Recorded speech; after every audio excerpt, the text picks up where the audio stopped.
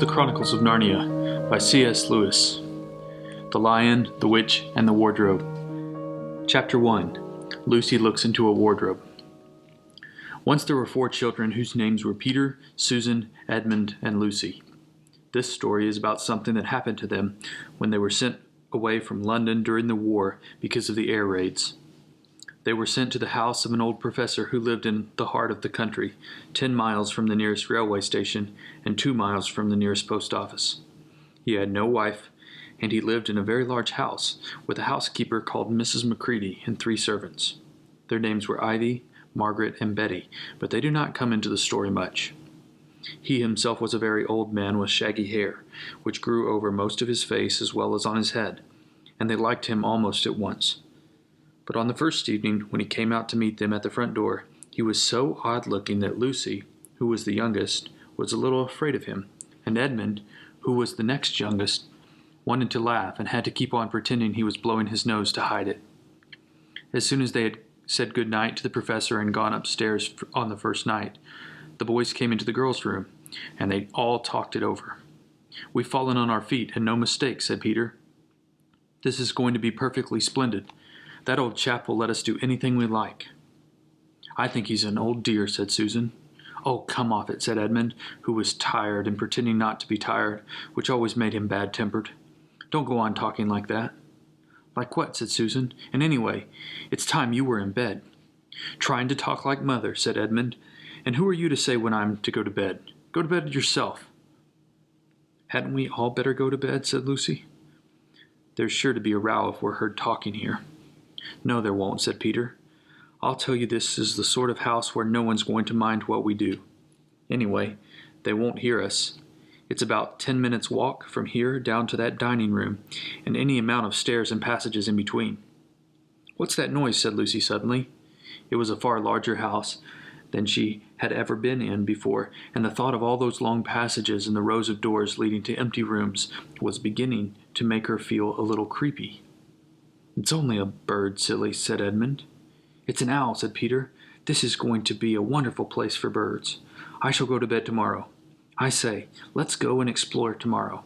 You might find anything in a place like this. Did you see these mountains as we came along? And the woods? There might be eagles. There might be stags. There'll be hawks." "Badgers," said Lucy. "Foxes," said Edmund. "Rabbits," said Susan.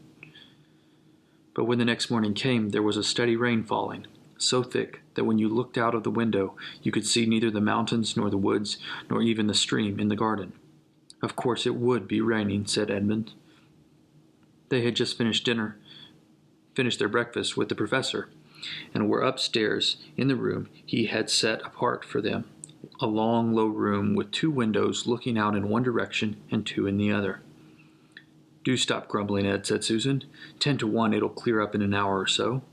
And in the meantime, we're pretty well off. There's a wireless and lots of books." "Not for me," said Peter. "I'm going to explore in the house." Everyone agreed to this, and that was how the adventures began. It was a sort of house you never seemed to come to the end of, and it was full of unexpected places. The first few doors they tried led only into spare bedrooms, as everyone had expected that they would.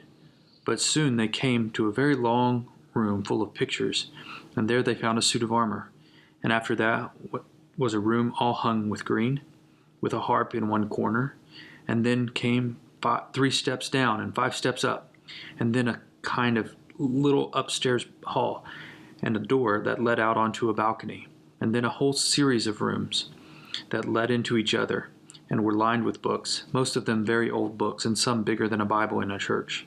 And shortly after that they looked into a room that was quite empty except for one big wardrobe, the sort that has a looking glass in the door.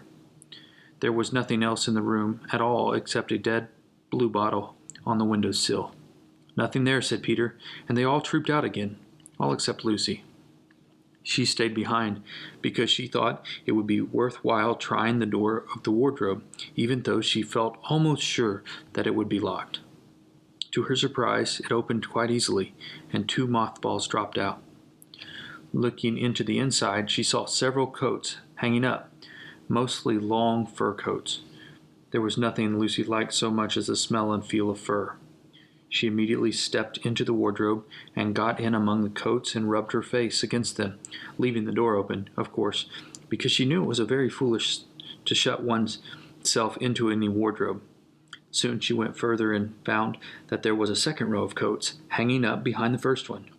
It was almost quite dark in there, and she kept her arms stretched out in front of her so as not to bump her face into the back of the wardrobe. She took a step further, then 2 or 3 steps, always expecting to feel woodwork against the tips of her fingers. But she could not feel it. This must be simply an enormous wardrobe, thought Lucy, going further in and pushing the soft folds of the coats aside to make room for her. Then she noticed that there was something crunching under her feet. I wonder, is that more mothballs, she thought, stooping down to feel it with her hand. But instead of feeling the hard, smooth wood of the floor of the wardrobe, she felt something soft and powdery and extremely cold. This is very queer, she said, and went on a step or 2 further. Next moment she found that what was rubbing against her face and hands was no longer soft fur, but something hard and rough and even prickly. Why, it is just like the branches of trees, exclaimed Lucy. And then she saw that there was a light ahead of her, not a few inches away where the back of the wardrobe ought to have been, but a long way off. Something cold and soft was falling on her. A moment later she found that she was standing in the middle of a wood at night time, with snow under her feet and snowflakes falling through the air. Lucy felt a little frightened, but she felt very inquisitive and excited as well. She looked back over her shoulder, and there, between the dark tree trunks, she could still see the open doorway of the wardrobe and even catch a glimpse of the empty room from which she had set out. She had, of course, left the door open, for she knew that it is a very silly thing to shut oneself into a wardrobe. It seemed to be still daylight there. I can always get back if anything goes wrong, thought Lucy. She began to walk forward, crunch, crunch over the snow, and through the wood to the other light. In about 10 minutes she reached it and found it was a lamppost. As she stood looking at it, wondering why there was a lamppost in the middle of a wood and wondering what to do next, she heard a pitter-patter of feet coming towards her. And soon after that, a very strange person stepped out from among the trees into the light of the lamppost. He was only a little taller than Lucy herself, and he carried over his head an umbrella, white with snow. From the waist upward he was like a man, but his legs were shaped like a goat's. The hair on them was glossy black, and instead of feet he had goat's hooves. He also had a tail, but Lucy didn't notice this at first because it was neatly caught up over the arm that held the umbrella so as to keep it from trailing in the snow.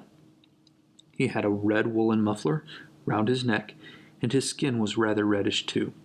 He had a strange but pleasant little face, with a short pointed beard and curly hair, and out of the hair there stuck 2 horns, one on each side of his forehead.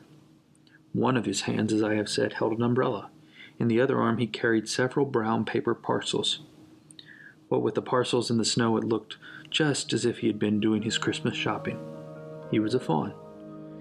And when he saw Lucy, he gave such a start of surprise that he dropped all his parcels. "Goodness gracious me!" exclaimed the fawn.